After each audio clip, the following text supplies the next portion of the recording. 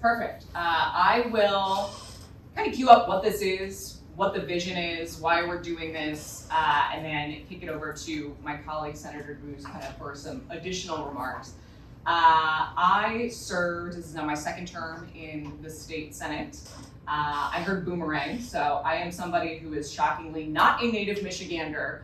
I've lived in 5 states. I moved to Michigan with my now husband, who is a 4th generation Royal Oaker. After friends of ours started a 1,000-mile road rally around the state of Michigan. That was how I spent 3 days every summer for 5 years. So we got together, it was 30 creative professionals from all around the country. We would pick up cars in Detroit, and we would travel up to the Thumb, to West Michigan. We stayed at a boat motel. We stayed in some glamping tents once. And it was just beautiful. We had no idea where we were going. We went all the way up into the UP. I probably got a crash course in seeing more of this state as an outsider than many Michiganders, and I just absolutely fell in love with Michigan. I tell colleagues from all around the country as I meet them, I don't have any data to back it up, but I would bet you that there are more Michigan-themed bumper stickers or window stickers on Michiganders' cars than any other state in the country. We love this state, we love finding ways to work together, and I served for 4 years as the minority vice chair of the Economic Development Committee and now the chair. A reporter recently asked me why economic development, why is this something that you're so passionate about? And to me, economic development, when done right, is the plan and the vision for who you want to be as a state or a community and how you target your resources to make that happen. Something that I have heard, especially as we've gone through a lot of transition in the state of Michigan. The Senate changed control from Republican to Democratic control for the first time since 1984. I think that made a lot of people nervous when I took over as chair. I think some people thought I was going to blow everything up, so hopefully I'm showing that that's not the case. But we are at the precipice of another major administration change in 2026. And what I hear from business leaders more than anything else is consistency is really important. And Michigan has oftentimes been very reactive. I was originally a car designer, so I know better than anybody else the strength of our auto industry, but there has to be ways that we can be inspired by our past without trying to recreate it. There's been a lot of work done on a bipartisan basis over the past year with the Growing Michigan Together Council, the Population Council. If you haven't read the Growing Michigan Together Council report, I highly recommend it. We're going to touch on it a little bit, but I think we have to be really honest with ourselves. And first of all, admitting that the challenges Michigan faces are not unique to Michigan. The United States is expected to stall out in population growth within the next decade or so. Birth rate is on the decline, and states across the country are grappling with what this means. Michigan is at a place now where we have more members of the baby boomer generation who are getting set to retire than we have millennials and Gen Z coming into the workforce. And I don't say this to set up a generational fight. I say it because it leads to very real challenges. I live, like I said, in Royal Oak in Oakland County. I represent a good portion of Detroit now. We have a lot of seniors that are looking to retire and downsize, maybe move into an apartment, but especially with inflation and the housing market, Director Hovey is here. You know, if you don't have somebody who is willing to buy your home, a younger person, it can be hard to sell that home and downsize and have the life you want to lead. So what we have seen is that states have begun to take a much longer term approach to economic development and put together comprehensive 5-10-year strategies that recognize that economic development does not take place in a bubble.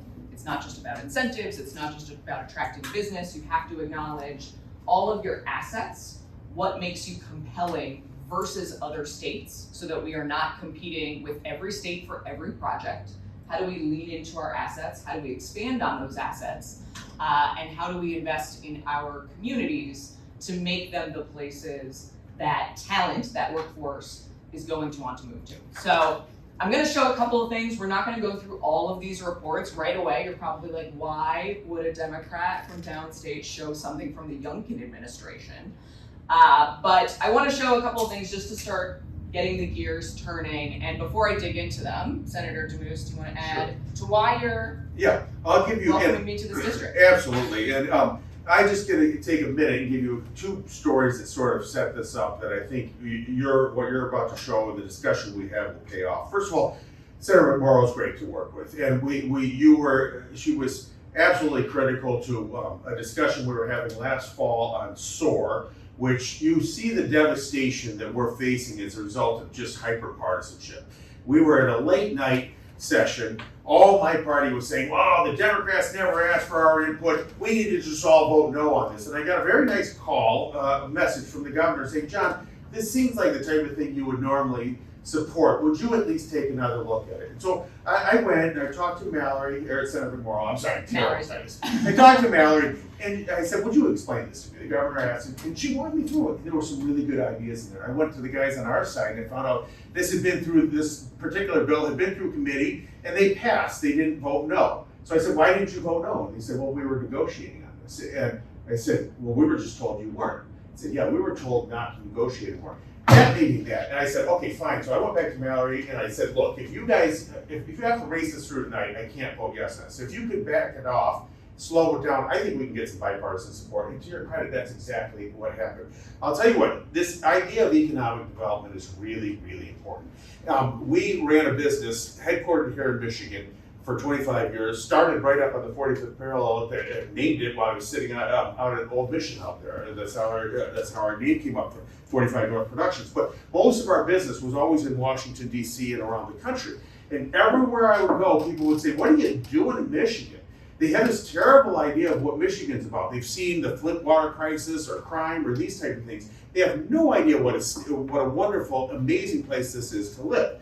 So the bottom line is we have to overcome some of this. And that's why I've seen it several times. I voted yes last year on this Ford electric vehicle plan, or the battery plan, And I took so much heat, you wouldn't believe it. And one senator who we would both sort of shake our eyes at, who sort of teed up your incredible speech on the floor and everything, but she can remain nameless, but she was so mad I voted. She said, John, we shouldn't have to pay companies to come to Michigan and provide all these incentives. They should come because it's such a wonderful place to live and do business in. And I told her, you're right, and when we get there, we won't have to do this anymore. But the bottom line is, you look at Ford Motor Company, she was accusing me of supporting battery plants and all these things. And I said, no, it's even worse than that. They could have been making fairy dust, and I would have supported that plan. Because the bottom line is we've got to do some things to keep our industries here. Another example of what they came out is in the discussion of this is that we have no plan as a state for a 10-year plan. We're just doing these things one-off willy-nillys. And I've seen the product of not having a strategy. And a short story, I was in the film business, and we ran a small film production company. Back when in 2007, 2008, that time frame, they had the first Michigan film incentives come out. And you, as a person in that industry, you knew this was never going to work. Because the bottom line is they structured it totally wrong to where people could breeze in and out with no long-term plan and take their money and go. There was immediate conflict. The moment this was launched, there was all this doubt about whether it'll last or not, political fighting and these type of things. And so you knew that every business was going to do exactly what they did, get in and get out. And by contrast, look at what Georgia did. And I can just tell you, they introduced their incentives around the same time. In a lot of ways, they were modeled after the initial Michigan incentive. Georgia stuck with it for more than 10 years. Today, Georgia is one of the best places on earth to produce films. Michigan has no film business at all. We spent millions and millions and millions of dollars, and we got nothing in return. So without this long-term commitment, I'll tell you the last thing, Ford Motor Company, the reason I brought that up, was they told me after that vote, and it wasn't to try and persuade me. I'd already sort of committed the sin of voting for this thing. They said, John, you need to understand, if we don't get that, didn't get that plant here, we will never build something in this state again because your regulations are terrible. It's such a hard place to do business, but even more, your politics swing back and forth and We never know if we have your support or not. We go to other states who've been planning for us to come there for 15 years without even having a project, like Tennessee. They roll out the red carpet and we're building entire industries there, and your state's just sitting around floundering. So that's why I think meetings like this are important. So a lot of things were touched on that I think are really important. And I'm going to tell you something to hopefully not scare you. But if this all goes to plan, the plan is that we start holding these meetings all around the state throughout the course of this year, and then compel legislation to enact Michigan's 10-year comprehensive economic development strategy based on what we hear in these rooms. And this is built off of a model that I've seen work really well in Virginia, and that's why it's on the screen. There would be some people who would hear John, I'm just gonna use first names, John's story and say, as a business owner, maybe going to a state that isn't a swing state that doesn't change administrations and politics is a better way to go, because at least we know there's an assurance.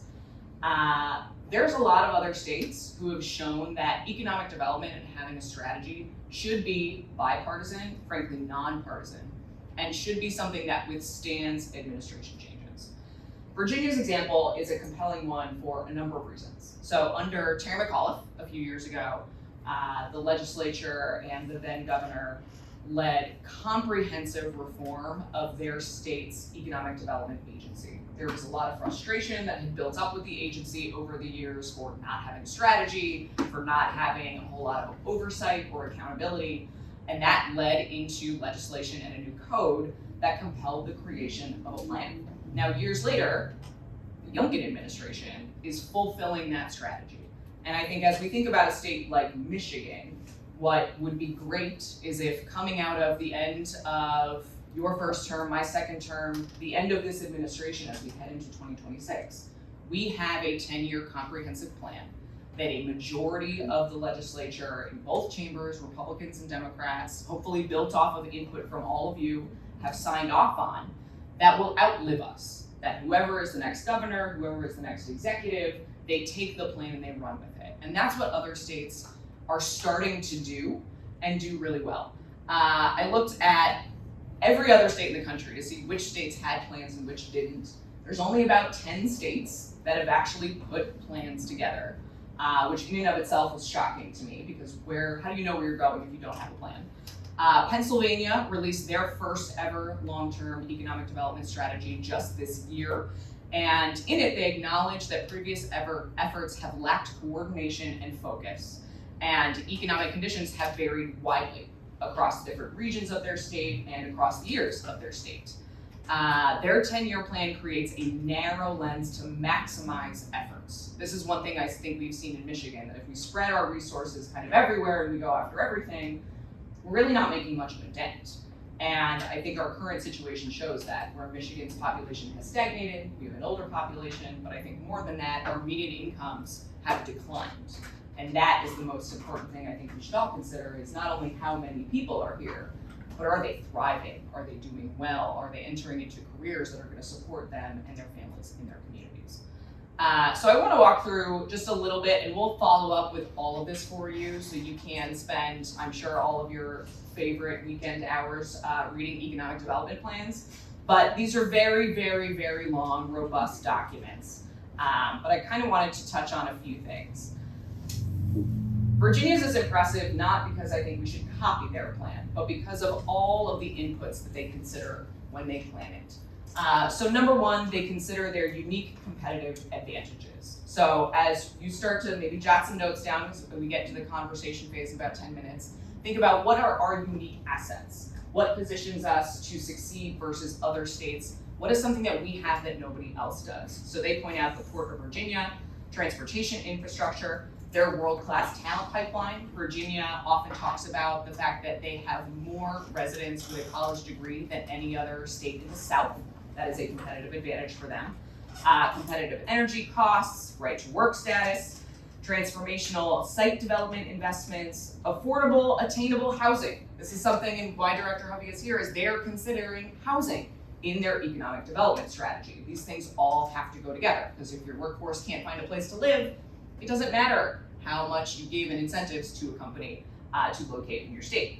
and all of government capture teams and enablers. That's, a lot of kind of garbly language, but I see where they're going with it. Project ready sites is something that we've heard very often. Tailored cost of doing business. I've talked to a lot of business owners who come to Michigan and say just how complicated it is to navigate the system, to figure out if there are resources, who they can talk to, what are their workforce training. And again, we're not alone in this. Every other state I looked in highlighted that they have multiple workforce development programs, economic development offices that live under different departments, and people aren't entirely sure where to go. I say that so we don't feel bad about ourselves. Defining what is economic development.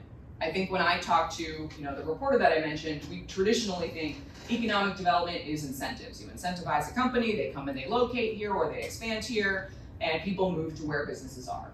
I think that definition these days is too simple and doesn't acknowledge the reality, which is, older generations did move and locate to where jobs were. Younger people, I'm an elder millennial, I'm insulted by that term, but it is what it is. People in my generation, I graduated college right into the recession as a car designer. I was homeless, I lived in the back of my car. I applied to more than 360 jobs. And you've got younger generations who don't expect any career longevity. You don't expect to stay in a job for really more than 2 or 3 years. So we see younger people moving to a place that they like first, that has a density of the types of businesses and career opportunities that they might look for, versus moving to a job. So I think thinking about economic development in a different way. Virginia defines economic development as creating quality opportunities for all Virginians and making critical investments in Virginia's future. Those things are co-equal. Fostering innovation to place Virginia at the forefront of emerging economic opportunities, and creating a more resilient Virginia economy that can weather economic volatility and is prepared for 21st century challenges. They also are very clear-eyed about who their competitors are and where they currently rank. I think that sometimes we don't want to hear where we are. It hurts. Anytime I hear somebody point out what Ohio is doing better than us, I want to scream. But it's important to have a really honest conversation about where we are, and this is something that I think Virginia did a good job of. Virginia's employment growth compared to other states is growing, but lagging behind their competitor states. They also pointed out, and this is something that I think can be relatable to Michigan, that Virginia saw more than 100,000 residents move to competitor states, and they did not have residents move in. This is a very similar situation to the one that Michigan faces now. Like I said, we can go through a lot of this, but refining industry segmentation, this is something that I want all of you to think about, because it's not just, in Michigan we think agriculture, auto industry, and then there's some other things.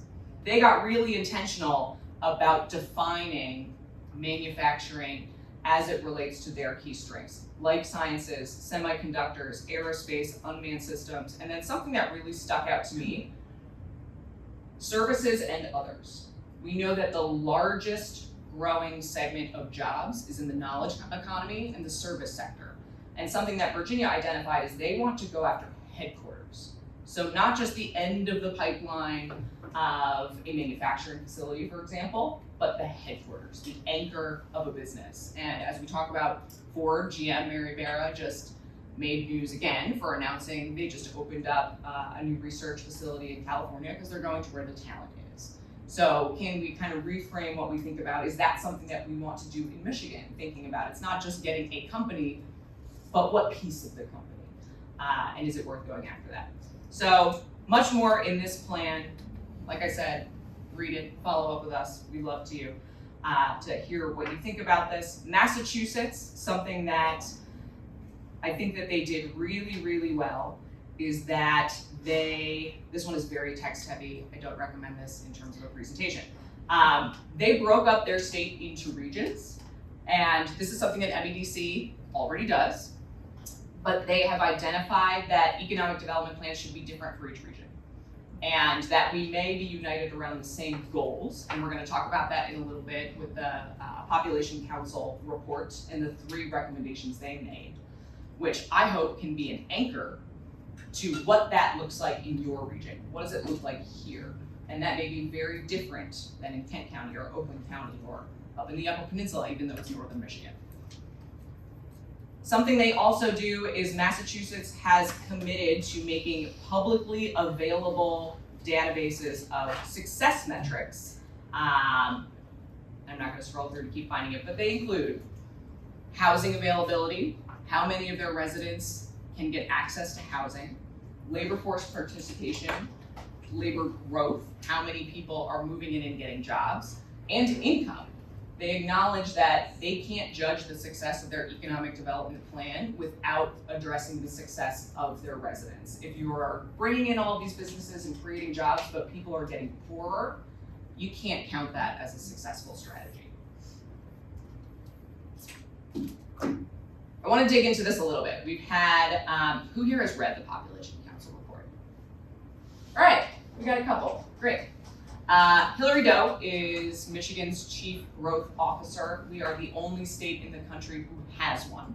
And the amount of work that she and her team have done, not only from the Population Council, but in the surveys, the listening tours, they talked to thousands and thousands of young people in Michigan, outside of Michigan, who left Michigan, and distilled down what I think is a really, really worthwhile body of work for us to consider. So their recommendations for growth were to establish Michigan as the innovation hub of the Midwest and America's scale-up state.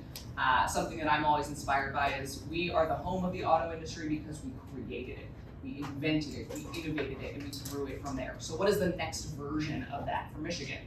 Create thriving, resilient communities that are magnets for young talent. We've seen a few other states do this very successfully.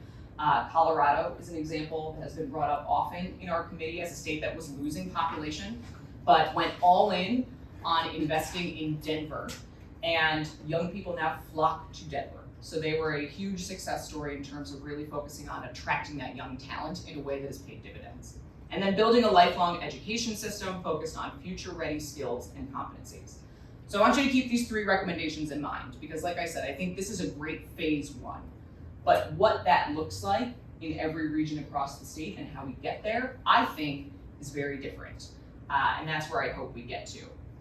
I want to highlight just a few things that really were gut punches to me in my committee, and I think for every member. Michigan's median income. I think this is something we need to focus on and focus on it relentlessly. In 1980, Michigan had 5 of the top 10 wealthiest regions in the entire country.